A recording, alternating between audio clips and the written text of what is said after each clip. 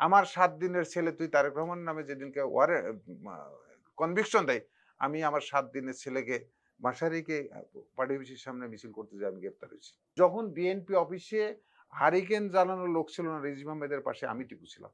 যত পুলিশের বেস্টনী ভেঙে আমি খুঁটি, যখন আমি খুঁটি ওখানে লাগাইছি, তারপরে নেতারা যে জনসভায় বক্তৃতা করতে গেছে। করোনার ভয়াবহের মধ্যে এমন কোনো দিন নাই যেদিনকে আমি পার্টি অফিস করি নাই।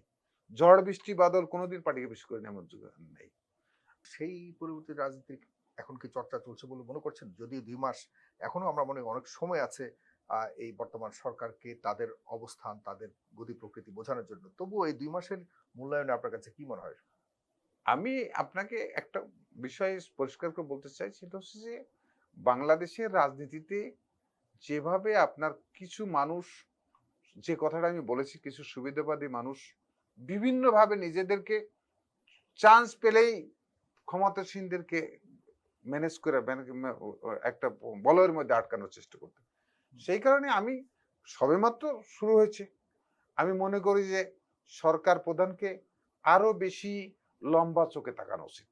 ওনার এই ১৭ বছর কোন কোন নেতা কর্মীরা কোথায় কাজ করেছে, কোথায় আজকে বোকানাকা, যারা আজকে ১৭ বছর বিএনপি টিকে রাখছে, সেই মানুষগুলাকে ওনাকে লম্বা চোখে তিনি কি সেই আপনাকে মানুষগুলিকে সঠিক মূল্যায়ন করতে পারছেন বলে মনে করছেন?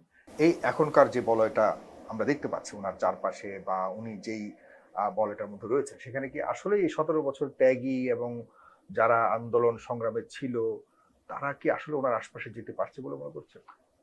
হয়তো বা উনি চেষ্টা করছে, হুম। চেষ্টা কতটুকু করেছে সফল কিন্তু হবে বা সফল হয়েছে কিনা উনি? হয়তো উনি চেষ্টা করছে, যে এত শর্ট টাইমে তো সফলতা ব্যর্থতার প্রশ্ন আনা যাবে না, তা তো উনি চেষ্টা করছে। উনি চেষ্টা করছে কিন্তু যা দেখছেন এতে মনে করেন কিনা যে আসলে উনার চেষ্টা সফলের পথে আছে? আমি তো একটা কথা আপনাকে বলেছি, যে ওনাকে লম্বা আপনারা চোখে, কি এখনো লম্বা চোখে আপনার কর্মীদেরকে আপনারা কি ওনার কথা বলবার মতো সেই সাহস পাচ্ছেন বলে না মনে না করেন যে যেমন আপনার নিজের দলের সমালোচনা আপনি করতে পারেন না, সবকিছু করতে পারবেন না, এখানে কিছু টেকনিক্যাল ব্যাপার স্যাপার আছে। আমি যদি একদম খুদ আপনার কথাই বলি, আপনি কেন দল থেকে বাইরে? আমি দল থেকে বাইরে আমি যেহেতু দল করি, রাজনীতি করি, আমার একটা মত প্রকাশের স্বাধীনতার জন্য হুম, রাজনীতি করি। হুম, বিরোধী দলের যদি আপনার অনিয়মের বিরুদ্ধে যদি আমরা লড়াই করতে পারি, হুম, তাহলে ইনার পার্টিও আমাকে যেটা মনে হবে সঠিক না, হুম, সেটার নিয়মতান্ত্রিক প্রতিবাদ করাও আমার নৈতিক দায়িত্ব। আমার কাছে মনে হয়েছে যে আমাকে নির্বাচন করতে হবে এমন কথা না, হুম। কিন্তু আমার কাছে মনে হয়েছে যে যাকে নমিনেশন দেওয়া হয়েছে, ওনার চাইতে বিএনপি রাজনীতিতে আমার কন্ট্রিবিউশন অনেক বেশি। আপনার এলাকাতে, আপনার নির্বাচনী নট অঞ্চলে। অনলি এলাকাতে, এলাকা টু ন্যাশনাল। আচ্ছা। তো সেই কারণে আমাকে নমিনেশন না দিলেও আমার কোনো সমস্যা ছিল না, কিন্তু আমাকে নমিনেশন না দিয়ে আমার চাইতে যদি আরেকজন ত্যাগী বা আমার চাইতে যদি যোগ্যতা সম্পন্ন, আমার চাইতে যদি পার্টিতে কন্ট্রিবিউশন আছে, এরকম কাউকে যদি নমিনেশন দেওয়া হতো, তাহলে আমি নির্বাচন করতাম না। আমার কাছে মনে হয়েছে যে আগামী দিনে বিএনপি এইসব লোকদেরকে, যাদেরকে আজকে প্রোভাইড করা হচ্ছে, যে কোনো ভাবে করা হয়েছে, এইটা বিএনপির জন্য আগামী দিনে ক্ষতি হতে পারে, সেই প্রতিবাদ করতে আমি নির্বাচন গেছি। যার কারণে আমি আজকে নির্বাচন যেহেতু করতে গেছি, পার্টির সিদ্ধান্তের বাইরে, তাহলে পার্টির সিদ্ধান্ত না বাইরে গেলে তো পার্টির একটা পার্টির নিজস্ব নিয়মতান্ত্রিক নিয়মেই, নিয়মেই তো আমাকে সাধারণ নিয়মে এক্সপ্লোর আপনাকে করতে হবে। করতে হয়েছে। কিন্তু আপনি কেন মনে করছেন যে সে আপনার থেকেও কম যোগ্য? আর পার্টি কেন তাকে যোগ্য মনে করেছে আপনাকে বাদ দিয়ে? পার্টি আমাকে বাদ দিয়ে কেন যোগ্য মনে করছে, যে আমি তো আজকে লেখার মধ্যে লিখছি, হুম। সে হ্যাঁ, পারিবারিক সেই যে পারিবারিক ঐতিহ্য হিসাব করেই তাদেরকে যোগ্য মনে করছে। হুম, আর উনার বাপের সাথে আজকে যে পার্টি হয়েছে, আমি যখন ওনার বাপকে এমপি বানানোর জন্য পলিটিক্স করতে গেছি, তখন উনি জন্ম হয়েছে। হুম, এবং এই বিএনপি রাজনীতিতেও মাঠের রাজনীতিতে ১০ দিনে মিছিল করছে কিনা সন্দেহ আছে। টেবিলে আপনার এই যে টকশোতে আমি বছর ২ হলে দেখছি। তা আমার রাজনীতির বয়স হচ্ছে ৪৩ বছর। আর ওর হচ্ছে জন্ম, ডেট অফ বার্থ হচ্ছে ৪১ বছর। এই পার্টিতে আমার কখনো কোনো অ্যাবসেন্ট নাই।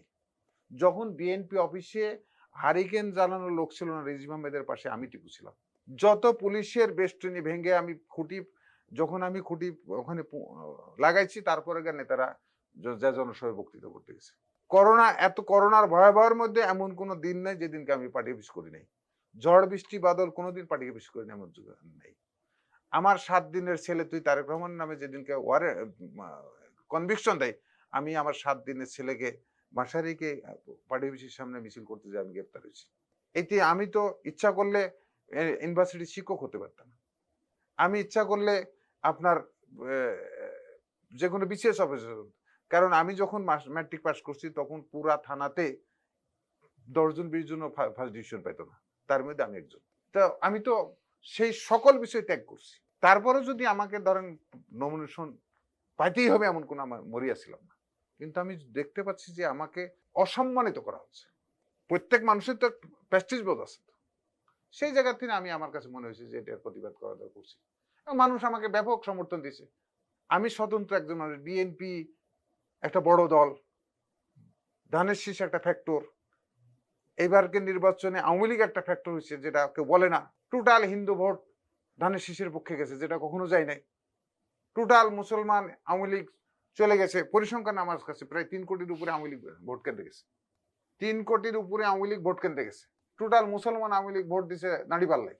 এরপরে ধরেন এবার নির্বাচনে যে হারে আপনার জামাত ইসলাম মানুষের কাছে টাকা ইনভেস্ট করছে, ভোটারদেরকে কুলুষিত করছে, ঠিক ওই রকম অপোজিশন প্রার্থীরাও যাদের কাছে টাকা ছিল তারা টাকা ব্যয় করছে। এরপরে আমাকে 73,000 মানুষ সিঙ্গেল টিপুকে ভোট দিছে।